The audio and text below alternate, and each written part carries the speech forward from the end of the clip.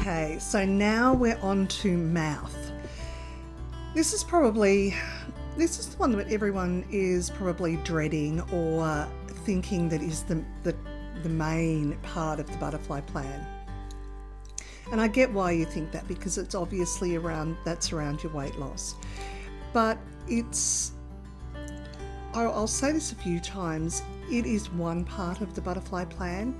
The butterfly plan works because of all of the parts. So while this is really important, trust me it is, it's only as important as the other parts are. So if you get your gut right, and if you get your mind right, and if you're moving right, and you find joy in your life, and you take care of what goes in there, then it all works. But I guess to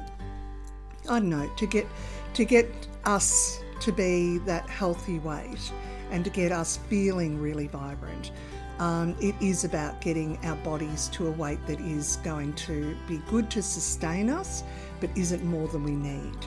I mentioned earlier how I had a bad knee, and that sort of led to one of the things that led to me rethinking about my life and my health. And I realised that all up, I've lost 25 kilos. I lost 20 across the 12 weeks, but I've lost 25 altogether. When I take 25 kilos, I don't even think I can lift 25 kilos now. But if I imagine grabbing that and stacking that on my body and then expecting my knee to get better, it's absolutely no wonder that it wasn't. There are so many reasons why we should lose that excess weight that we don't need. Our health is the prime reason, and that's about our physical health and all of that. Our body, the wear and tear on our body is another, but not the least of which too, it will make us feel a lot better. It's easier to get through the day 25 kilos lighter. It just is. I have more energy. I'm more able to do things. I don't shy away from the thought of walking upstairs. It is probably the one thing in this plan that will have the most profound outward sort of example of what you're doing. It'll show the world that what you're doing, and you will look and feel better. It's that simple. So a couple of things about mouth. Most women, when I talk to them about the butterfly plan, they go, I've got to stop drinking, or, whatever. I'll say this, and I'm going to say it, I might say it more than once, but I'll say it to you once. You don't have to do whatever you don't want to do. And in fact, if you don't want to change your lifestyle, then you shouldn't be doing this.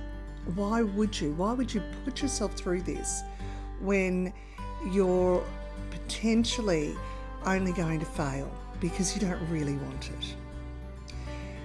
So what I would say to you is, if you want this and you put your 3-year-old in the corner and you're the grown-up woman who's taking charge and control of your life, if you want this, then when I say to you that, yeah, you probably will have to stop drinking as much as you were or whatever, you need to say to yourself, that's a good thing. Thank goodness. Finally, I'm going to take some control over that area of my life that's probably been a little out of control. So that's what I want you to be thinking about when we talk about food. This is the part of the plan where self-discipline is going to be really important, which is why the 3-year-old's got to sit in the corner. Because you're going to be changing the way that you eat and drink and how you think about eating and drinking. Little anecdote for you. One of the women who's already been through the plan, she said to me that, she was doing okay and she'd done a lot of different diets and had varying degrees of success, but was, again, chucked all the weight back on, and here she was. And she was saying how she would go out to, a friend's place and everyone was drinking and everyone was having their stuff and she felt like she was really missing out and just wasn't, just wasn't great. She wasn't enjoying it. So I said, okay, hold on a sec. All right. Totally hear. What is your goal? Has your goal changed? She said, oh, no, I still want to, still want to lose weight and whatnot. And I said, okay. Then if your goal hasn't changed, then why is this bothering you? Oh, well, I feel like I'm missing out. And I said, yeah, that's okay. That's a 3-year-old. 3-year-old feels like she's missing out. 3-year-old's bloody annoying. What are you doing letting the 3-year-old tell you how you feel? Put her in the corner. What you really are feeling, or should be feeling, is, hey, I've got my goal. They can be drinking and they can be eating and they're going to feel like crap tomorrow and they're a little bit overweight and they're not great and blah, blah, blah. But that's them. Me, every time I go to an event and everyone else is eating, drinking and all of that, because I'm the one in control, I'm saying, hey, I'm the winner here. That's what you need to say to yourself when you're in those situations, feeling like you're missing out. What are you missing out on? A piece of bloody cheese.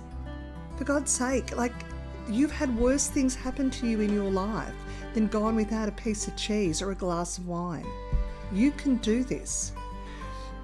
I say in the plan that, you've got to be kind to yourself. You absolutely do, but you cannot let yourself off the hook.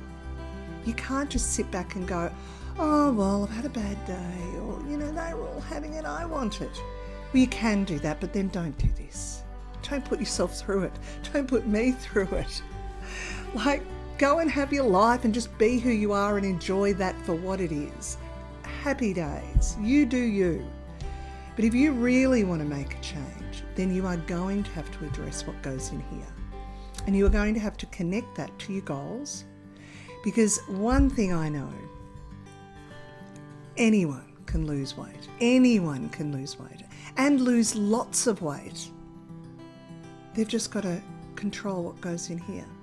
It's that simple. It's not rocket surgery. It is that simple. So how do we do that and still manage to lead a normal, active, whatever life? Well, hopefully that's what I'm going to help you with. The Butterfly Plan has taken a lot of this part of the plan from Michael Mosley's work, Dr. Michael Mosley.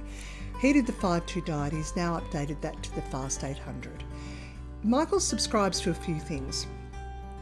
1, intermittent fasting. So you fast we'll go with the 5-2. You would fast for 2 days a week and then eat normally for the other 5 days.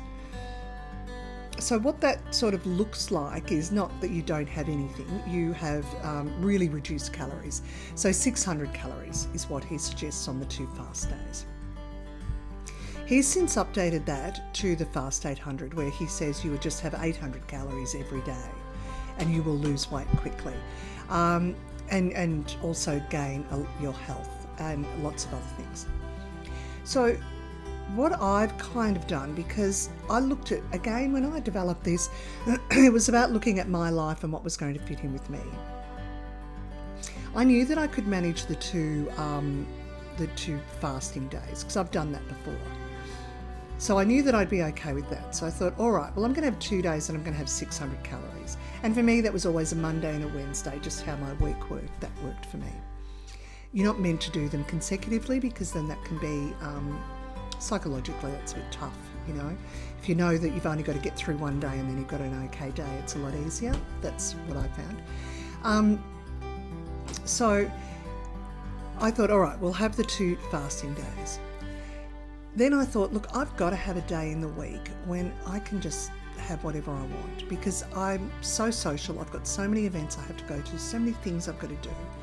I've got to get out there, and I don't want to be constantly in this constant sort of diet headspace. I just didn't want that. So I allowed one day where you can pretty much have what you want, with some caveats, which I'll get to in a moment. Then the other 4 days, I thought, all right, well, he reckons 800 calories is a good mark. Well, that's good, but fitting in with my lifestyle, I use Marley Spoon, which is like I get a box delivered with the ingredients and recipes for meals. And if I go onto if I do their healthy range, those meals are between 400 and 600 calories each. How about I then think to myself, all right, if I think that I can have 400 calories every day on the days that aren't my fasting days, for a more substantial lunch or a couple of other treat things or more fruit or whatever throughout the day, then I reckon that'd be okay for me. And then the other would be the Marley Spoon meal, which would range between that 400 to 600 calories, which would give me on the other days a range between 800 and 1,000 calories each on those days. So that's what I did. And so there's the plan. There's the food plan. It's kind of crazy simple. 1, 4, 2. No. It is that. It's 1, 4, 2. I'll do it the other way. 2, 4, 1. So it's 2 days that are under 600 calories. 4 days between 800 and 1,000 calories. And 1 day where you can have what you want. But you do need to limit that. The truth is, if you go nuts on that day, all the hard work you've done during the week will be gone. What I found is that I actually knew I could go a bit nuts, but then I didn't go as nuts as I thought I would. I didn't go, pizza, my body had changed what it needed, and it just didn't need that. I also found when I started eating things that were a bit like a pizza, a bit tricky, my gut would get so upset, and then my bowel would be really bad. So I actually got caught short. No, I'm not joking, twice. Anyway, stopped eating bread after that. Have a little bit of sourdough every now and again, but that was it. Like, I just realised whatever it was, my gut was not loving it, and I do not want to be caught short when I'm walking the puppies around the river. That's all I'm saying. So anyway, so that's pretty much it. So you'll see as you have a look in the document down further, I show like my first week, and it gives you a bit of an idea of how I structured my diet and my dieting during that week. It is about counting calories, and you do have to account for all of your calories. But I'm not nuts about that stuff because that's just me. So I sort of think to myself, right, well, there's 200 there, there's 100 there, there's this there, and then I put that together. I'm not outweighing things, so I just sort of think, well, an apple is that, or this is that. It's good when you, like with Marley Spoon, because they tell you what each of them is, what the calorie content is. It's really good, like if you buy packaged foods. So one thing I loved having, and I mentioned it in there, is a kangaroo burger, one kangaroo burger, and half a bag of kale slaw. So the half bag of kale slaw is about 200 calories, and I would get mine from Aldi. And the kangaroo burger is about 100 calories. So it's 300 calories. So to me, that was an awesome meal.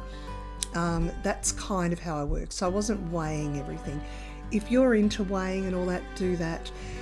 If you can't trust yourself, then count every calorie, because it'll show, and you're the only one who's going to be impacted by that. So if you go, I can just have a few more. No, that's the 3-year-old. Say no in the corner. No, you can't have a few more. You've got to stick to this amount. Most of us need around 2,000 calories a day. I think I need about 2,000 calories or a bit over a day to provide the energy that I require just to keep my body going.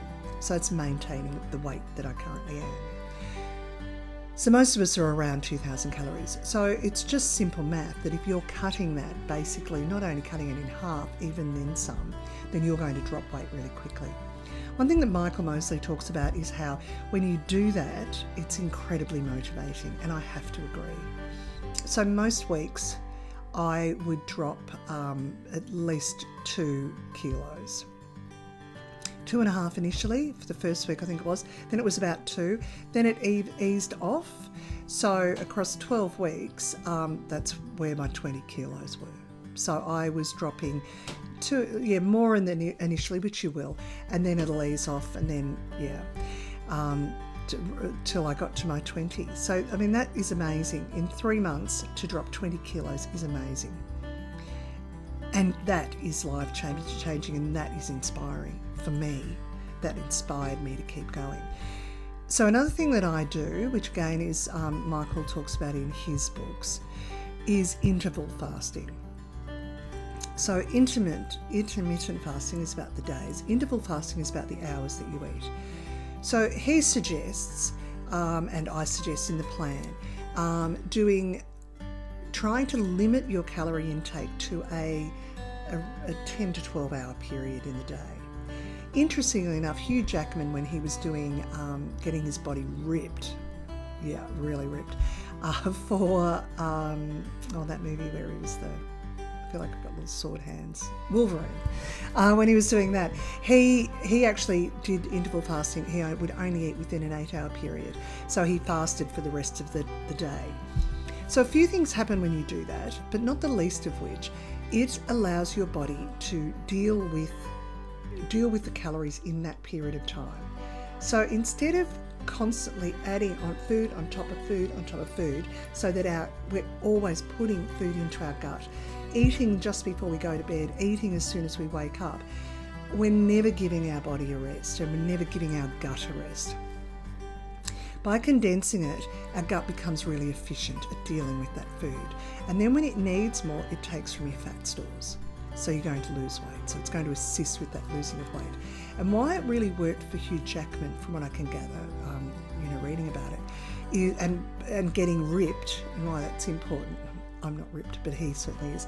But why it's because it does actually gets rid of fat. It won't take muscle when it does that. So it doesn't. It specifically, your body will go for fat in this instance to keep you going. So it's a really good thing to do. There's also a heap of research now around limiting your calorie intake to an 8 hour period for people with illnesses like multiple sclerosis, and they're finding that they're actually getting better outcomes by doing that, and it's around their gut health and their microbiome and their mitochondria and all of that. There's another rabbit hole you can go down if you want to, and it was of interest to me because of my partner has MS. So, but it's fascinating stuff. If you limit your calories to that, so what I would do, I have a splash of milk in my coffee. So I don't have breakfast. I've never been a breakfast eater, so that was easier for me, So no breakfast other than I have my Zinger. I would have my coffee with a splash of milk in it, and then I wouldn't have anything until maybe 11:30 or 12:30. So we'll say 11:30, and then I might have my shake. There's a shake as part of this. It's a good way to calorie control, and it's a good way to get sort of proteins and nutrients and that you need to keep you going. So it's all in the plan. So I'd have my shake then. Then I would, have my coffee in the afternoon with a splash of milk in it again, and then my main meal. I would tend to have my main meal earlier because I'd come home, say, from radio or from yoga and feeling hungry, and so I'd eat right then. I wouldn't leave it so that I didn't snack. I didn't need to snack. And then I'd have my main meal, and then it was maybe around 7:30, and then I'd be preparing it at, say, 6:30. And then I'd have these icy poles, these that I mentioned in the presentation that you'll find as well, that have got basically very little calories, like 10 calories or something like that in each.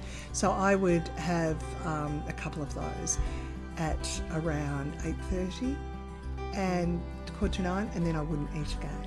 So I was getting around that sort of 11:30 till 9 at night. I rarely would ever have any calorie intake or eat anything or drink anything after 9 at night. That just helps me sleep so much better. And just, it really probably I should bring that back to about 8:30 so that I can really process that food before I do lie down. But it's worked really well for me, and I think once you get into the habit of that, you'll find that it's a really great way to manage the way that you eat food. So you're not constantly going, oh, I want something to eat, I want something to eat. You just say to yourself, no, I'm eating during from this time to this time. That's the period that I can eat. And apart from that, I don't have any calorie intake other than, like I said, a splash of milk in your coffee. And I don't mean a milk coffee, I mean literally a tablespoon of milk in your coffee. You can do that, that's tiny. But, you cannot do more than that. So that's really important. The shake I mentioned, the one that I have is Fat Blaster. So Fat Blaster Max is what I was having, but now I've actually got another one that's a bit cheaper, but it's still Fat Blaster and I'm still really like it. The reason I chose that is because this is prior to doing this, and I tried a lot of meal replacement shakes and whatnot. And the reason I chose that one is because it was one of the few that was very low in calories. So I found it to be low in calories and carbs. So it's only like 115 calories per one. That's if you don't put milk with it. I mix mine with my kefir, and also the bovine colostrum goes in there. And then I fill it up with water. Even if you just have it with the water and not with the kefir or whatever, it still tastes great. So you can add milk to it, but that's going to add another 100 or so calories. So just be mindful of that's once you add anything in, you're going to add some more calories. I tend to think with the kefir, just as an aside, you don't have to include that in your calorie intake. And the reason why I say that is because I actually see it more as a medicinal thing to have. It is calories, you need to be aware of that, but because of the value and what it gives you, I think that it's worth every calorie that's in it, and I prefer you had that and got your gut right, and I think the gut will repay you by processing your food a lot quicker, and also by helping you not feel as hungry, which is another thing that I rarely feel hungry, rarely do I actually have that sort of real hunger feeling, and that's where you want to kind of get to. So this is probably one of the big important things that I'd like to say to you, and so I'm leaning in so that you can hear this. The big important thing is that sugars, processed and refined sugars, and processed and refined carbs are poisonous. They are so bad for us, and what they do to our body is so bad that I think one day we will find that they are the equivalent of smoking or who knows what, like all the other bad things that can possibly, drinking too much alcohol and all of those things. The fact is that the gut hates sugars, refined sugars. It doesn't like them, and it won't work well when you load those into the body. It just ferments them, and they're just not good for you. Processed carbs are the same, any kind of processed food. What you'll find with this plan, because you have to limit your calories so much, you don't have any room in there really to have sugars and sweet things and carbs, high carb, like the bad carbs. Have all the carbs you like in your vegetables. Vegetables are awesome. Have all the sugars you like in your fruits, but eat them.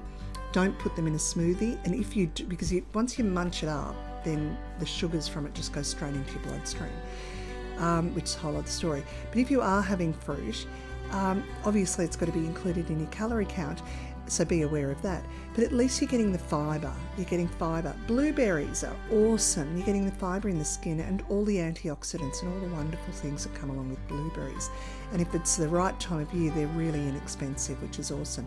If not, then get frozen ones. They're just as good. They're snap frozens. They've got all the same nutrients in them.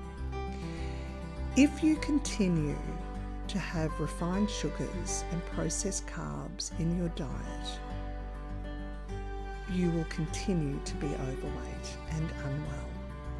It's that simple.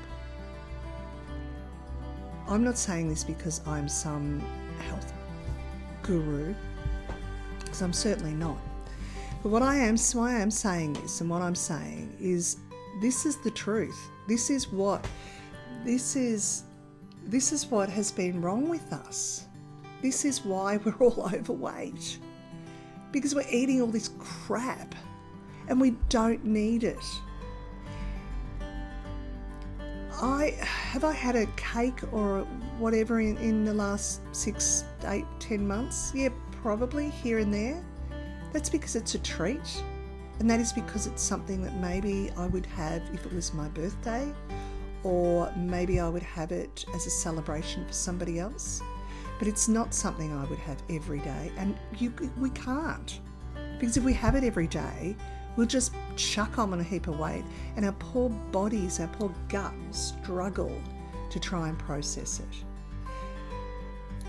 People have banged on about sugar for ages, and I even did I Quit Sugar, but then I quit sugar. I get that, maybe I'm sounding like the same person that goes on about this stuff, but it's just the truth. It is just what it is. It's bad for us on every level, so don't have it. Make the choice when you have got your calories that you can have every day.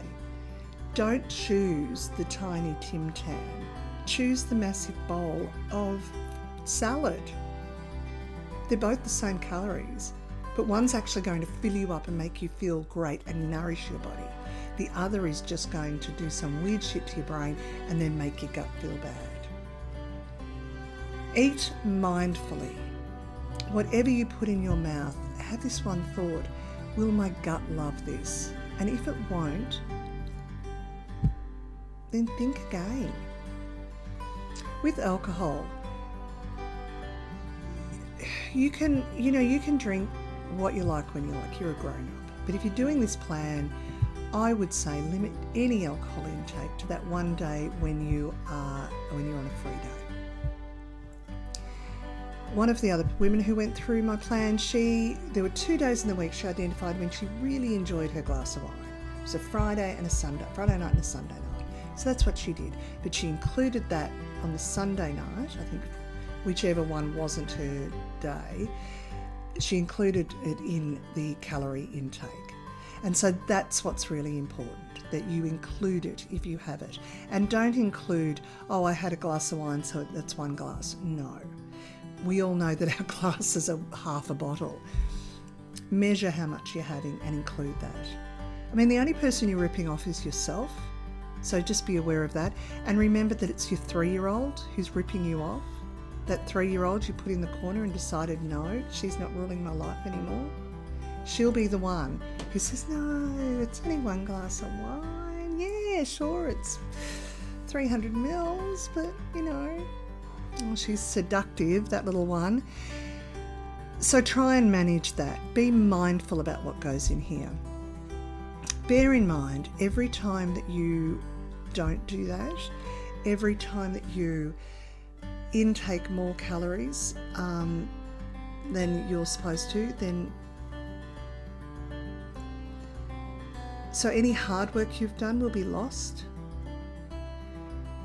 If you find yourself in that position, if you find yourself struggling, stop, put your feet on the ground, recalibrate, re-establish your goal and start again. Get back into it. Understand that sometimes, sometimes it is like we do fall off the wagon or whatever, or life happens. Great stuff, bad stuff happens, and we get, whatever. But be aware that that isn't the end, and that shouldn't just give up at that point. The 3-year-old would, remember that, the 3-year-old would, but the grown-up, intelligent woman who's sitting looking at this right now, she's not going to give up then. What she'll do is say, oh, geez, a bloody 3-year-old got loose in my head, back in the corner. No, now, right, I'm going to do this. That's what I want you to do. I want you to take control. That's the most important thing. Control what goes in here, and your scales will reward you every single time. Speaking of which, get a set of scales if you don't have one. I didn't have a set for years because I just depressed me. Get a set of scales. Weigh yourself. You need to put down how much you weigh at the start each week. Weigh yourself each week. I weigh myself each week at the same time. I always do it after my morning walk, after I've had my shower, before I eat anything or eat or drink anything, and naked, of course. Why would I weigh clothes? Don't want to do that. Always do it at the same time so that you have that as your regular. Now, if you prefer to do it at night, you will be at your heaviest then. So I just think psychologically in the morning it's much better because you're probably at your lightest. But do that. I have gone through stages where I've weighed myself a lot, like every day. That can make you a little bit crazy because I didn't lose any weight, or I did, or I've found it really motivating sometimes, particularly when I'm losing rapid weight loss. But I tend to find now I just make sure that I jump on the scales once a week. Why it's important now is so that I don't let it go. I'm pretty good around my food and my lifestyle. Pretty much everything has changed for me, so it's all pretty good. But sometimes I sort of, I don't know, I might have had a bit on or whatever. I've eaten some not great stuff, and then it's my way of being able to go and say, nah, that's not where I want it to be. So I was 108.5 kilos when I started. I'm now about 83.5, which is at 25 kilos.